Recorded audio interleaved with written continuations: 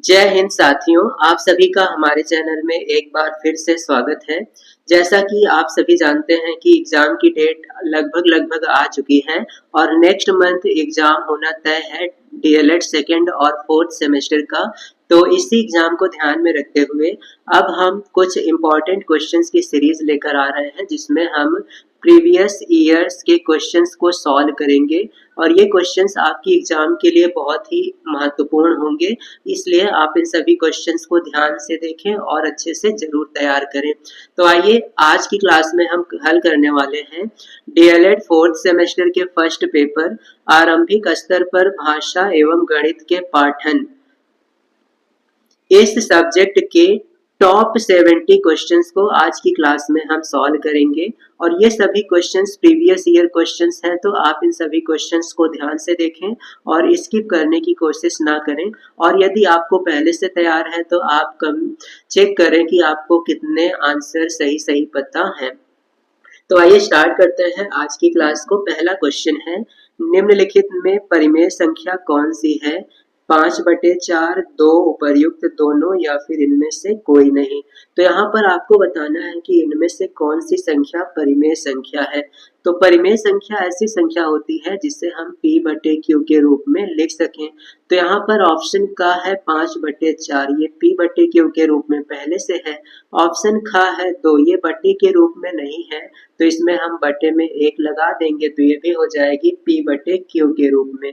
तो ऑप्शन का और खा दोनों परिमेय संख्या है, तो हमारा सही जवाब हो जाएगा उपर्युक्त दोनों। 5/4 और 2 दोनों ही परिमेय संख्या है। नेक्स्ट क्वेश्चन है, छ, त्र और ज्ञ किस प्रकार के व्यंजन है? आपको बताना है लुंठित, ऊष्म, संयुक्त या फिर उत्क्षिप्त। तो यह क्वेश्चन हमारी कई बार पिछले की क्लासेस में रिपीट हो चुका है और आपको जरूर इसका आंसर पता होना चाहिए। छ, त्र और ज्ञ यह संयुक्त व्यंजन है, तो ये तीनों संयुक्त व्यंजन है। इन तीनों के साथ एक और संयुक्त व्यंजन होता है स्रा। छ, त्र, ज्ञ और स्रा ये 4 संयुक्त व्यंजन है। तो संयुक्त व्यंजनों की कुल संख्या 4 है। और साथ ही किससे बने हैं ये भी ध्यान देंगे। छ बना है क और स से, त्र बनता है ता और र से, ज्ञ बना है जा और य से, और स्रा बना है श और र से। नेक्स्ट क्वेश्चन है, इनमें से संयुक्त व्यंजन कौन है? तो अभी हमने ये क्वेश्चन किया है ख, छ, प और फ। इनमें से छ है संयुक्त व्यंजन जो कि बनता है क और श के योग से। जब क और श मिलते हैं तो छ का निर्माण होता है। नेक्स्ट क्वेश्चन है, जिन शब्दों से काम का होना या करना प्रकट होता है उन्हें हम क्या कहते हैं? संज्ञा, सर्वनाम, क्रिया या विशेषण। तो जिन शब्दों से एक्शन का बोध होता है अर्थात किसी कार्य के होने का बोध होता है उन्हें हम कहते हैं क्रिया। जैसे पढ़ना, तो पढ़ना हो गया एक प्रकार का काम। लिखना हो गया एक प्रकार का काम। सोना हो गया एक प्रकार का काम। तो इन सभी से एक्शन का बोध होता है, इसलिए ये सब क्रिया के उदाहरण हैं। नेक्स्ट क्वेश्चन है, जिन शब्दों के अर्थ समान होते हैं उन्हें हम क्या कहते हैं? तत्सम, पर्यायवाची, विलोम या फिर विशेषण। समान अर्थ वाले शब्द क्या कहलाते हैं? तो इसका सही जवाब होगा पर्यायवाची शब्द। जिन शब्दों के अर्थ समान होते हैं वो पर्यायवाची कहलाते हैं। जैसे सूर्य को हम लोग कहते हैं दिनकर,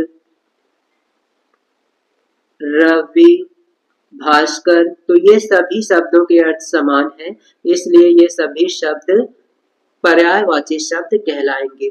नेक्स्ट क्वेश्चन है,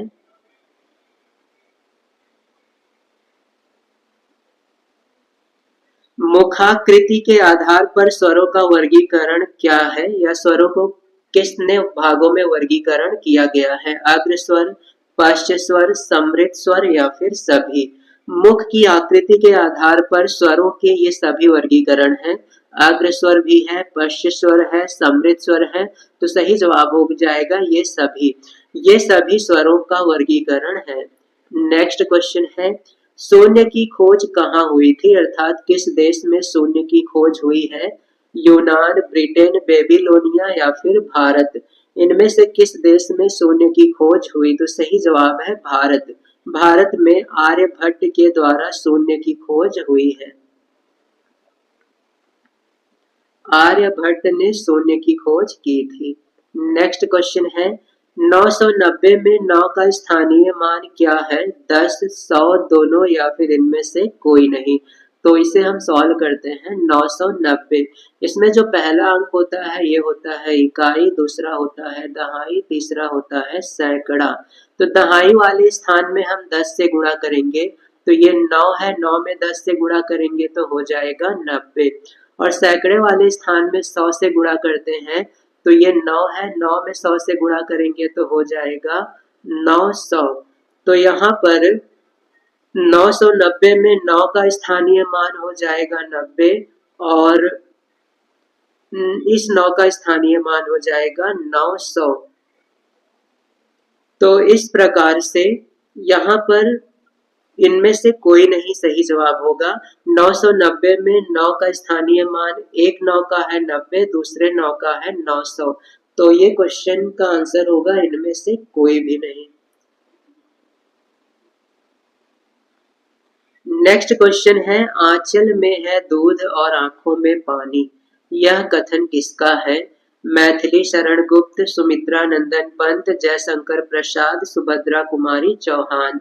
तो यह बहुत ही फेमस डायलॉग है और इम्पोर्टेंट क्वेश्चन भी है आपके लिए। तो यह स्टेटमेंट है मैथिली शरण गुप्त का, तो इसे जरूर याद रखेंगे सभी।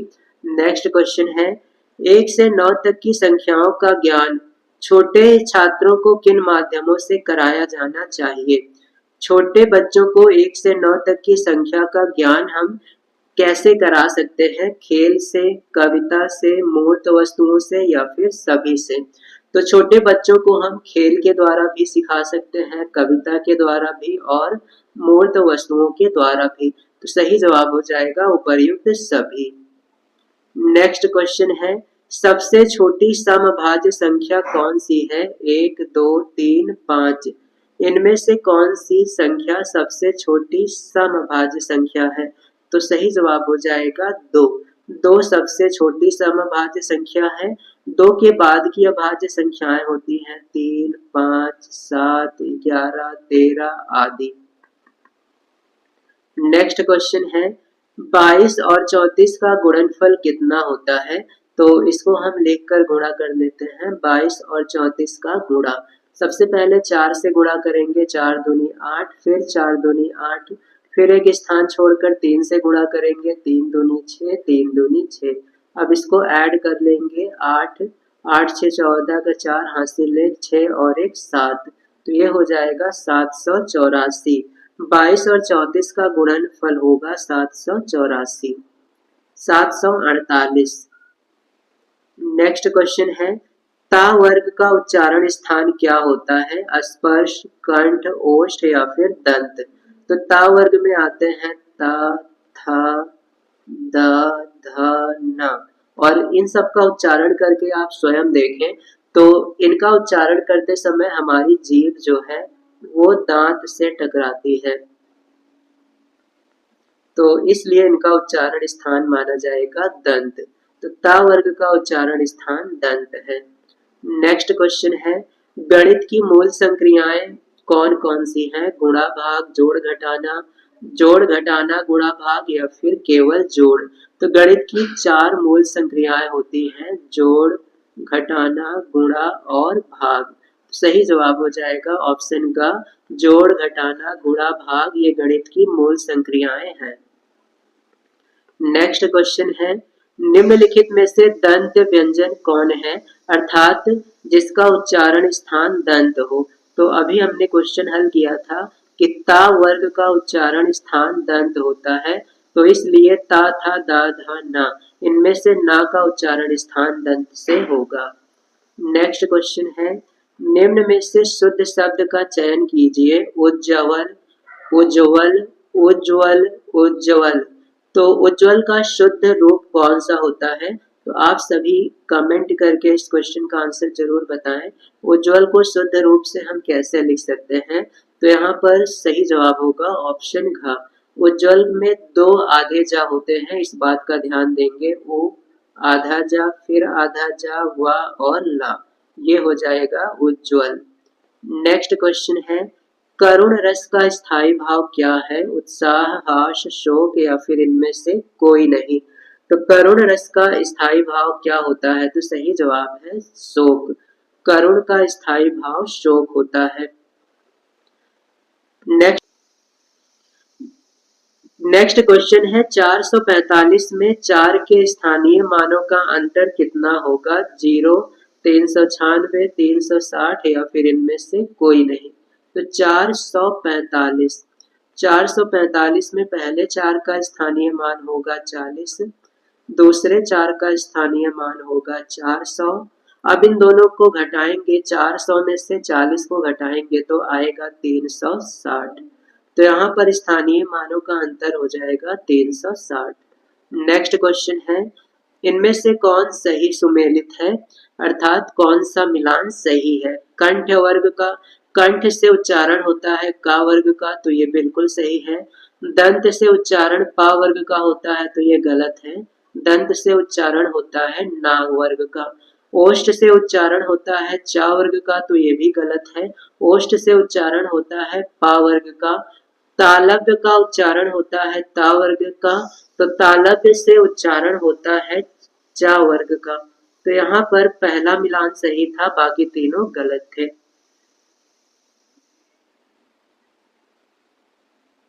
नेक्स्ट क्वेश्चन है, भाषा शिक्षण में शारीरिक समस्याएं क्या होती हैं?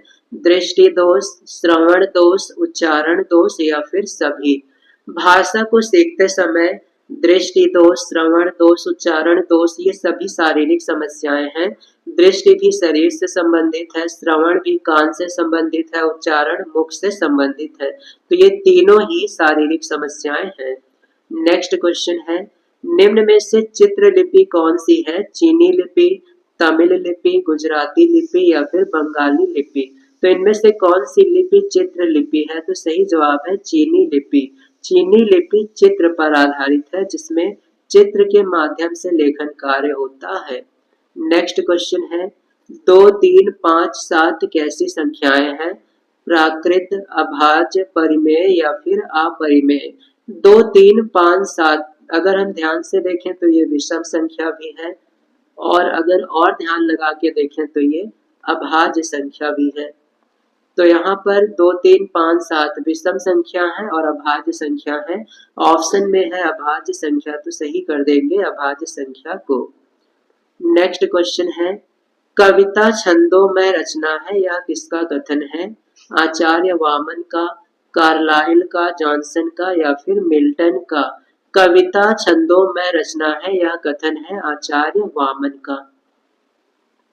नेक्स्ट क्वेश्चन है, एक परिमेय संख्या को किस रूप में व्यक्त नहीं किया जा सकता है? तो परिमेय संख्या को पहले हम जान लेते हैं। परिमेय संख्या ऐसी संख्या है जिसे p/q के रूप में लिख सकते हैं, जहां q नॉट इक्वल टू 0 होना चाहिए। तो क्वेश्चन है, परिमेय संख्या को हम किस रूप में व्यक्त नहीं कर पाएंगे? तो q नॉट इक्वल टू 0 होना चाहिए। यहाँ पे दिया है q इक्वल टू 0, तो इस रूप में हम व्यक्त नहीं कर पाएंगे। p इक्वल टू 0 हो सकता है, लेकिन q इक्वल टू 0 नहीं हो सकता है। नेक्स्ट क्वेश्चन है, व्यंजन ता, था, दा, धा किसके अवयव है, अर्थात इनका उच्चारण किस अंग से होता है? कंठ से, तालु से, दंत से या फिर मूर्धा से।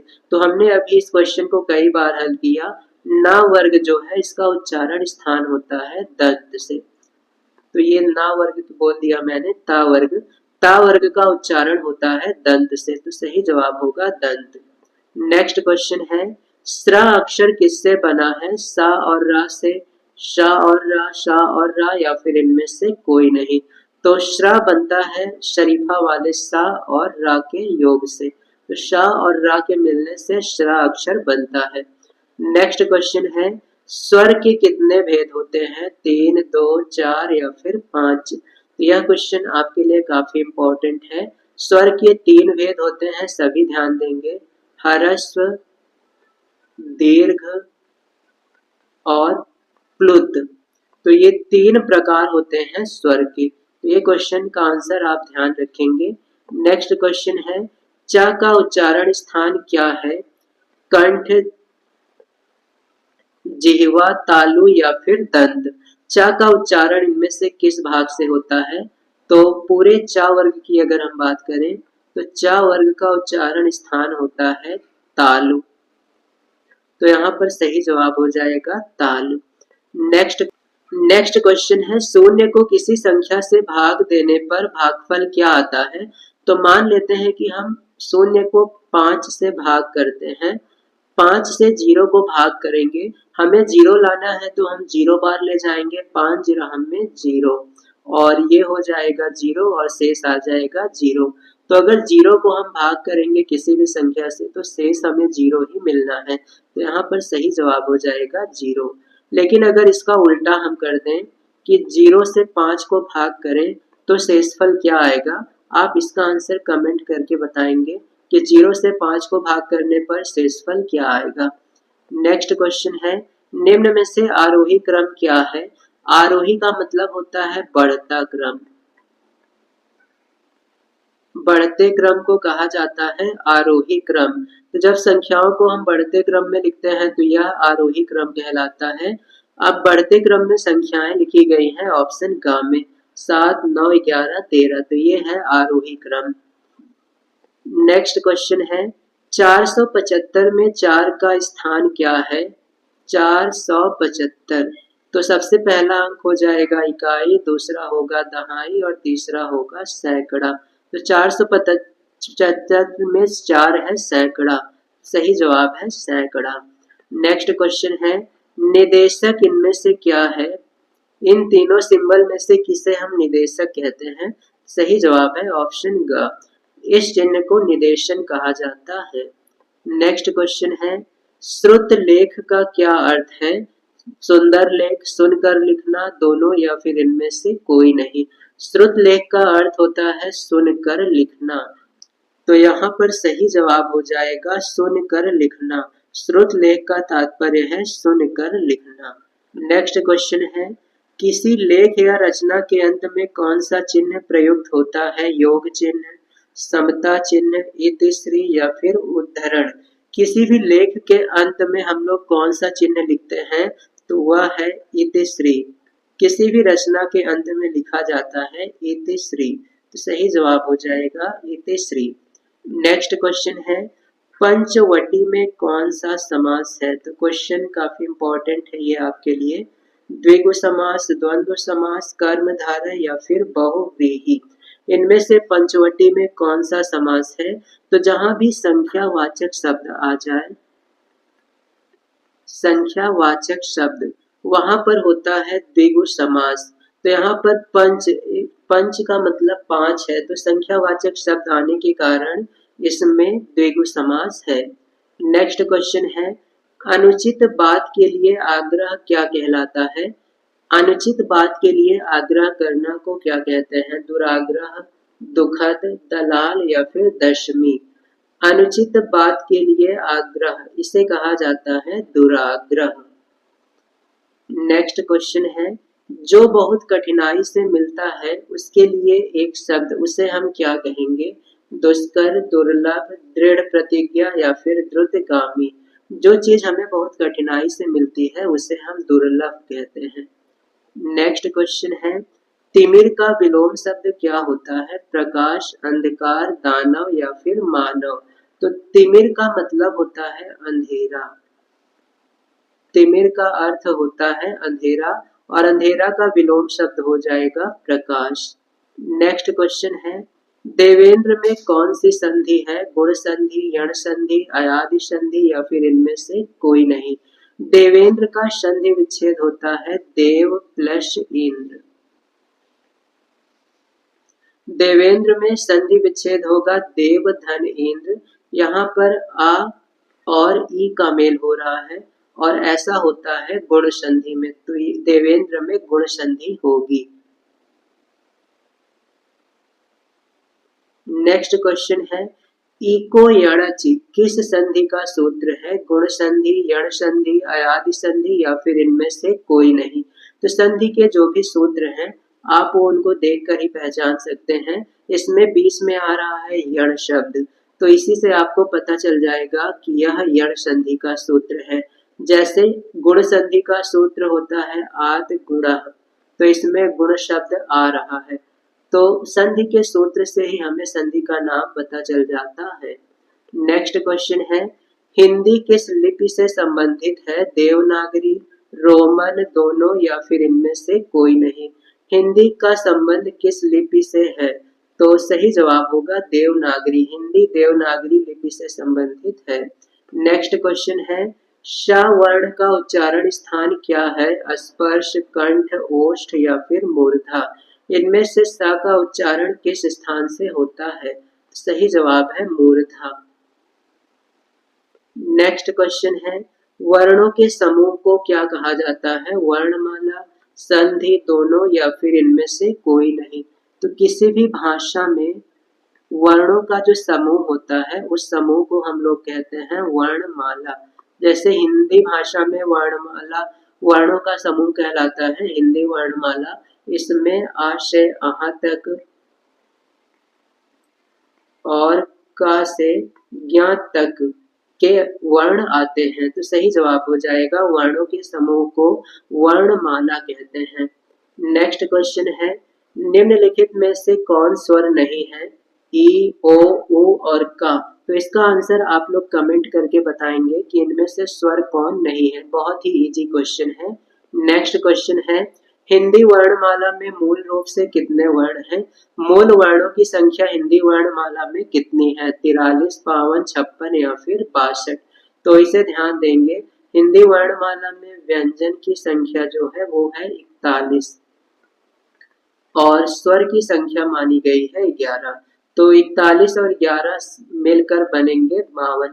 तो हिंदी वर्णमाला में मूल वर्णों की संख्या 52 है। नेक्स्ट क्वेश्चन है, वर्ण कितने प्रकार के होते हैं? 2, 3, 4 और 5। तो ध्यान देंगे वर्ण दो प्रकार के होते हैं, पहला है स्वर और दूसरा है व्यंजन। तो इस क्वेश्चन का सही जवाब हो जाएगा वर्ण दो प्रकार के होते हैं, स्वर और व्यंजन। नेक्स्ट क्वेश्चन है, स्पर्श व्यंजन इनमें से कौन नहीं है? पा, का, चा और या। इनमें से स्पर्श व्यंजन कौन नहीं है? तो सही जवाब हो जाएगा या स्पर्श व्यंजन नहीं है। सभी ध्यान देंगे या, रा, ला, वा अंतः अस्थ व्यंजन है। तो अंतः अस्थ, तो इनमें से यह स्पर्श व्यंजन नहीं है बल्कि यह अंतः अस्थ व्यंजन है। और इसी के साथ या रा, ला और वा, ये तीनों भी अंतः अस्थ व्यंजन है। तो या, रा, ला, वा ये चार अंतः अस्थ व्यंजन है। नेक्स्ट क्वेश्चन है, ज्ञ किन दो वर्णों के मेल से बना है? तो ये क्वेश्चन हम कई बार कर चुके हैं। ज्ञ बनता है जा और ञ के मेल से। तो आप इसका आंसर कमेंट करेंगे। नेक्स्ट क्वेश्चन है, पा वर्ग का उच्चारण स्थान क्या है? कंठ, मूर्धा, तालु या फिर ओष्ठ। तो पा का उच्चारण हम लोग करके देखें तो जब भी पा, फा, बा, भा बोलते हैं तो हमारे ओठ मिल जाते हैं। तो इससे पता चलता है कि पा वर्ग का उच्चारण स्थान ओष्ठ होगा। नेक्स्ट क्वेश्चन है, वाच्य कितने प्रकार के होते हैं? 3, 4, 5 या फिर 6। तो वाच्य 3 प्रकार के हैं। पहला है कर्तृवाच्य, दूसरा है कर्मवाच्य और तीसरा है भाववाच्य। ये 3 प्रकार के वाच्य हैं। नेक्स्ट क्वेश्चन है, निम्नलिखित में अयोगवाह कौन है? आ, ई, अंग, अहा, ऐ। इनमें से किसे अयोगवाह कहा जाता है? तो इसका आंसर हो जाएगा अंग और आहा। अंग और आहा अयोगवाह कहलाते हैं। नेक्स्ट क्वेश्चन है, आर्य का विलोम शब्द क्या होगा? अंत, अनार्य, अति या फिर इनमें से कोई नहीं। आर्य का विलोम शब्द है अनार्य। तो सही जवाब हो जाएगा अनार्य। नेक्स्ट क्वेश्चन है, अंग और आहा कैसे वर्ण कहलाते हैं? केवल स्वर, केवल व्यंजन, उत्क्षिप्त या फिर अयोगवाह। तो इस क्वेश्चन को अभी हमने थोड़ी देर पहले किया है और ये क्वेश्चन रिपीट हुआ है। इसलिए आप इसका आंसर कमेंट करके बताएं कि अंग और आह कैसे वर्ण कहलाते हैं। नेक्स्ट क्वेश्चन है, महाप्राण वर्ण कौन से होते हैं? तो इसके लिए आपको ध्यान देना होगा, किसी भी वर्ग के दूसरे और चौथे वर्ण, किसी भी वर्ग के दूसरे और चौथे वर्ण महाप्राण होते हैं। जैसे का वर्ग में दूसरा वर्ण है ख और चौथा वर्ण है घ, तो क और घ ये कहलाएंगे महाप्राण। अब बचता है क और ग, तो ये कहलाएंगे अल्प प्राण। तो दूसरे और चौथे कहलाते हैं महाप्राण, पहले और तीसरे कहलाते हैं अल्प प्राण। तो यहाँ पर सही जवाब हो जाएगा ख और घ, बाकी सभी अल्प प्राण के उदाहरण हैं। नेक्स्ट क्वेश्चन है, ईड़ा किसका पर्यायवाची है? सरस्वती, गणेश, रात्रि या फिर प्रातः? तो इनमें से ईड़ा पर्यायवाची है रात्रि का। नेक्स्ट क्वेश्चन है, संज्ञा शब्द कैसे शब्द होते हैं? विकारी, अविकारी, यौगिक या फिर योग रूढ़? तो संज्ञा शब्द होते हैं विकारी शब्द। नेक्स्ट क्वेश्चन है, वे संख्याएं जो 2 से पूर्ण रूप से विभाजित नहीं होती हैं उन्हें हम क्या कहते हैं? भाज्य संख्या, पूर्णांक संख्या, विषम संख्या या फिर अपरिमेय संख्या? जो संख्या 2 से पूरी तरह से विभाजित नहीं होती है उसे हम कहते हैं विषम संख्या। जैसे 1, 3, 5, 7, 9 आदि। तो ये सभी संख्याएं विषम संख्या कहलाती हैं। नेक्स्ट क्वेश्चन है, निम्नलिखित में से आरोही क्रम कौन सा है? आरोही क्रम का मतलब होता है बढ़ता क्रम। तो जिसमें संख्याओं को बढ़ते क्रम में लिखा जाएगा वह आरोही क्रम होगा। तो इनमें से ऑप्शन का में संख्याएं बढ़ते क्रम में लिखी हैं, इसलिए ये सभी आरोही क्रम में हैं। नेक्स्ट क्वेश्चन है, गुण्य को जिस राशि से गुणा किया जाता है उसे क्या कहते हैं? जैसे मान लेते हैं कि 5 को हम गुणा करते हैं 4 से और आता है 20, तो यहाँ पर 5 कहलाता है गुण्य, 4 कहलाएगा गुणक और जो 20 है ये कहलाएगा गुणनफल। तो इस प्रकार से गुण्य को जिस राशि से गुणा करेंगे वह कहलाएगा गुणक। तो सही जवाब हो जाएगा गुणक, और जो उत्तर प्राप्त होता है उसे हम कहते हैं गुणनफल। तो ये दोनों पॉइंट लर्न रखेंगे। नेक्स्ट क्वेश्चन है, सर्वनाम के कितने भेद होते हैं? 5, 6, 7 या फिर 8? तो ये क्वेश्चन आपके लिए काफी इंपॉर्टेंट है। सर्वनाम के 6 भेद होते हैं। नेक्स्ट क्वेश्चन है, 9687 में 9 का स्थान क्या है? हजार, सैकड़ा, दहाई, इकाई? 9687, इसमें ये हो जाएगा इकाई, दहाई, सैकड़ा, हजार। तो 9 का स्थान है हजार का, सही जवाब होगा हजार। 6 है सैकड़ा, 8 है दहाई और 7 है इकाई। नेक्स्ट क्वेश्चन है, मोर शब्द का समानार्थी क्या है? चित्रांग, माधुरी, सिखी या फिर विविधा? तो इनमें से मोर शब्द का समानार्थी शब्द है सिखी, सही जवाब हो जाएगा ऑप्शन ग सिखी। नेक्स्ट क्वेश्चन है, गणित की मूल संक्रियाएं कितनी हैं? 4, 8, 14 या फिर 3? तो गणित की 4 मूल संक्रियाएं हैं प्लस, माइनस, गुणा और भाग, जोड़, घटाना, गुणा, भाग। ये गणित की 4 प्रारंभिक संक्रियाएं हैं। नेक्स्ट क्वेश्चन है, हमारी मातृभाषा क्या है? अंग्रेजी, हिंदी, गणित या फिर संस्कृत? तो इनमें से हमारी मातृभाषा जो है वो है हिंदी। हिंदी हमारी मातृभाषा है। नेक्स्ट क्वेश्चन है, बालकों की प्रथम पाठशाला किसे कहा जाता है? उनके विद्यालय को, आंगनबाड़ी को, परिवार को या फिर गांव को? तो बालकों की प्रथम पाठशाला कहलाती है उनका परिवार। तो ध्यान देंगे, ये क्वेश्चन बहुत इंपॉर्टेंट है। बालक का परिवार उनकी प्रथम पाठशाला होती है।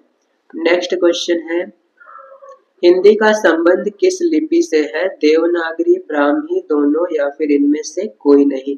तो ये क्वेश्चन फिर से रिपीट हुआ है, तो इस क्वेश्चन का आंसर आप कमेंट करेंगे, हिंदी का संबंध किस लिपि से है।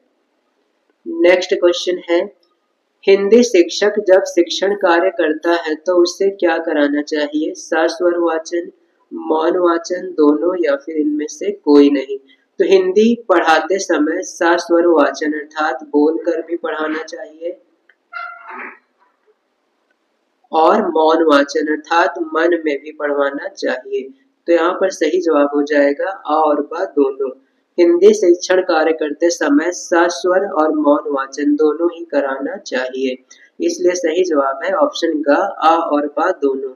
नेक्स्ट क्वेश्चन है, पद्य शिक्षण में क्या आवश्यक होता है? सस्वर वाचन, मौन वाचन दोनों या फिर इनमें से कोई नहीं। पद्य का शिक्षण करते समय सस्वर वाचन आवश्यक है, क्योंकि पद्य में हमें रस की अनुभूति करनी होती है और जब तक बोलेंगे नहीं रस की अनुभूति नहीं होगी। तो पद्य शिक्षण के लिए सस्वर वाचन सबसे अधिक उपयोगी है। नेक्स्ट क्वेश्चन है, प्राथमिक स्तर के बालकों के लिए शिक्षण के लिए क्या आवश्यक है? सस्वर वाचन, मौन वाचन दोनों या फिर इनमें से कोई नहीं। प्राथमिक स्तर के बालकों के शिक्षण के लिए सस्वर वाचन सबसे ज्यादा उपयोगी होता है, मौन वाचन उतना उपयोगी नहीं है। तो साथियों ये थे DElEd first semester first paper के टॉप 70 क्वेश्चंस। आप इन सभी क्वेश्चंस को अच्छे से जरूर लर्न कर लें, क्योंकि ये प्रीवियस ईयर क्वेश्चंस हैं और आपके एग्जाम में रिपीट हो सकते हैं। और साथ ही साथ अगर आप चैनल पर नए हैं तो चैनल को सब्सक्राइब और वीडियो को लाइक जरूर करें।